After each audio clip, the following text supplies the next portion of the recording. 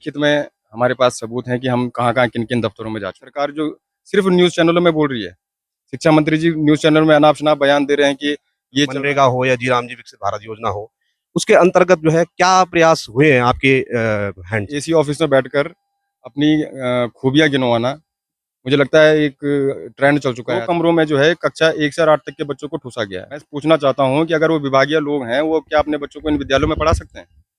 नमस्कार, मैं सुधाकर भट्ट हूँ और आप देखना शुरू कर चुके हैं 12 मास की पंचायत रिपोर्ट। सीरीज के इस पहले एपिसोड में हम पहुंचे हैं टिहरी जिले के भिलंगना ब्लॉक के कंडार गांव ग्राम पंचायत में और लगभग 2000 की जनसंख्या वाले गांव हैं और जो वर्तमान प्रतिनिधि हैं यहाँ पे ग्राम प्रधान सागर भट्ट जी मेरे साथ यहाँ पर अभी मौजूद हैं। तो हम जानेंगे यहाँ पर जो भी गांव में अब तक 6-7 महीने में जो कार्यकाल है अभी शुरुआती कार्यकाल है प्रधान जी का, उस कार्यकाल के समीक्षा करेंगे। साथ ही हम जानेंगे गांव की समस्याओं के बारे में और हम प्रयास करेंगे कि जो गांव की मूलभूत समस्याएं हैं इनको हम जो है शासन और प्रशासन स्तर पर पहुंचाने का प्रयास करेंगे। तो जी सागर भाई नमस्कार। प्रणाम भाई साहब।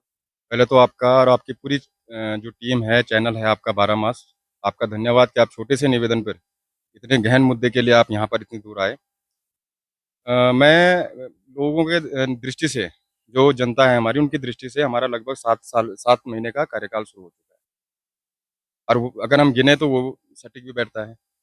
लेकिन मैं अभी आपको बताऊँगा कि हम 7 महीनों से लगातार ब्लॉक के संपर्क में हैं, ब्लॉक से प्रयास करवा रहे हैं, लेकिन किसी भी प्रकार के कार्यों का होना हमें दूर-दूर तक नहीं दिख रहा है।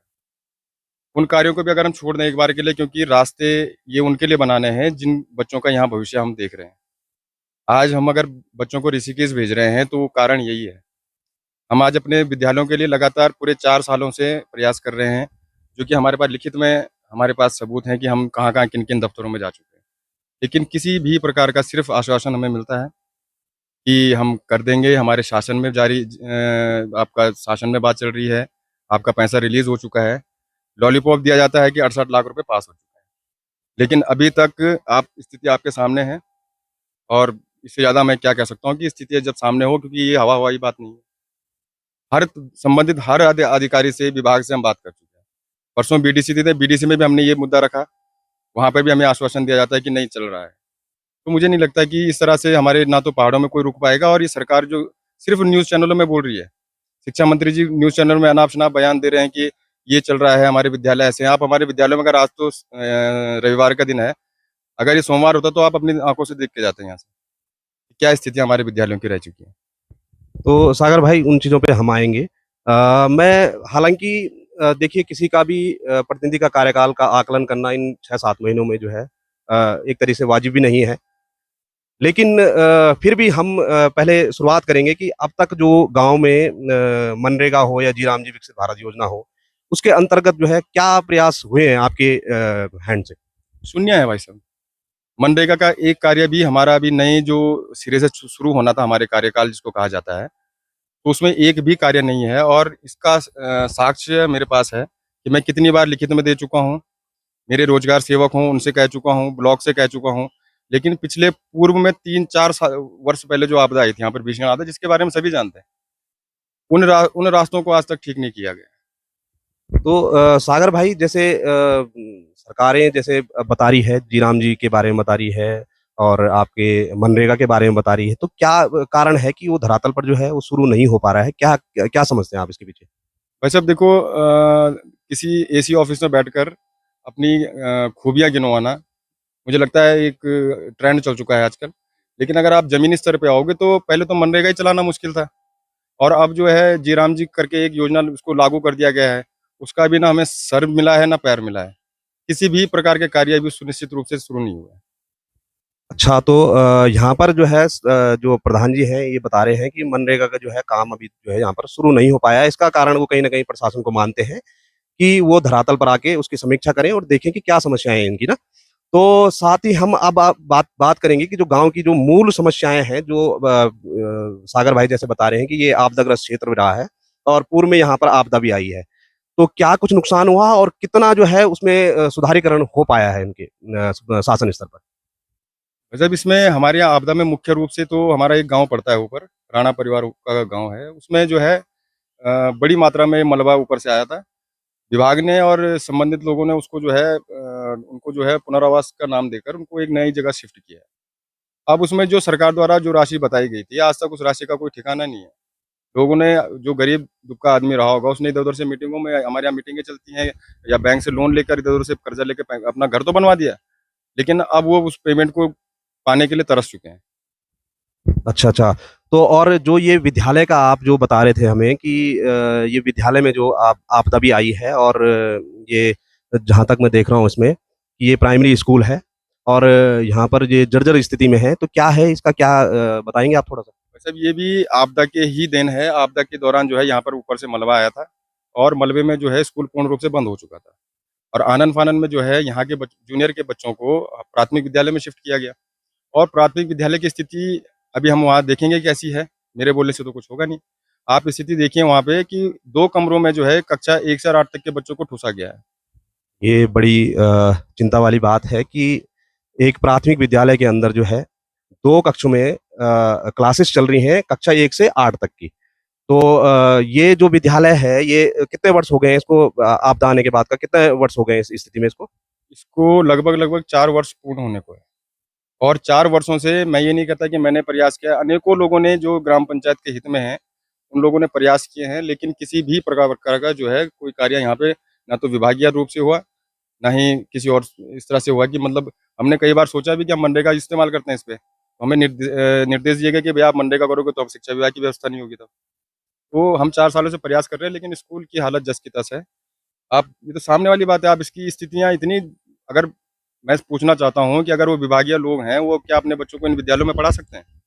वो नहीं पढ़ाएँगे इन विद्यालयों में। तो एक तरफ सागर भाई जैसे सरकारें पहाड़ में पलायन और शिक्षा और स्वास्थ्य को लेकर जो है पूर्व में विधायक साहब ने भी जो है इस पे बयान दिया था और पिलखी अस्पताल का उच्चीकरण भी हुआ, माननीय मुख्यमंत्री मंत्री जी भी आए थे यहाँ पे।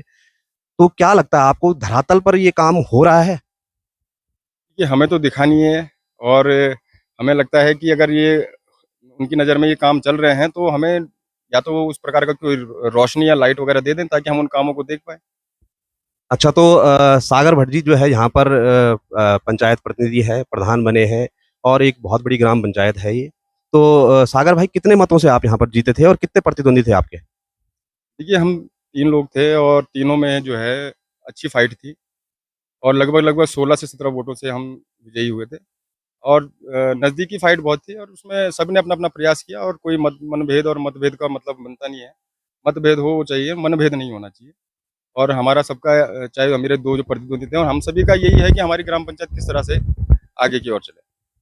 अच्छा तो सागर भट्ट जी पे जो है जिस तरह के तरीके से ग्रामवासियों ने, जनता ने जो है विश्वास जताया है, इनको यहाँ पर विजयी बनाया है। तो एक आप युवा प्रधान भी हैं और जो समस्याएँ आपने अभी तक गिनवाई वो भी अब आपने एक तरीके से एक युवा होने के नाते आपका जो प्रतिनिधि होने के नाते जो आपका अधिकार भी है और कहीं न कहीं जो है आपका जनता का आप पर विश्वास भी है कि इन समस्याओं को आप आगे लेकर जाएँ।